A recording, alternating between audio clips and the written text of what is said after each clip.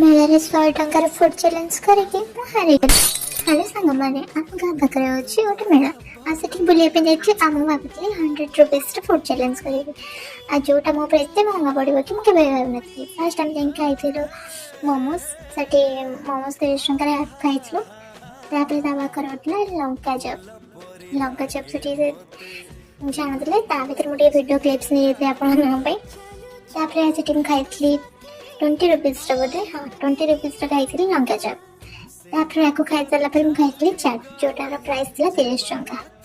ଆଉ ମେଳାରେ ଯେମିତି ଟେଷ୍ଟ ହେଇଥିବ ଆପଣମାନେ ଜାଣିପାରୁଛନ୍ତି, ଏଥିରେ ଭଲ ଟେଷ୍ଟ ନଥିଲା। ତଥାପି ଚ୍ୟାଲେଞ୍ଜଟା ଯେହେତୁ ନେଇଛି, ତାପରେ ରାଗ ଲାଗିଲା, ସେଥିପାଇଁ ମୁଁ ଯାଇକି ପିଇଥିଲି ସୋଡ଼ା, ଯୋଉଟା ଥିଲା 10 ଟଙ୍କା।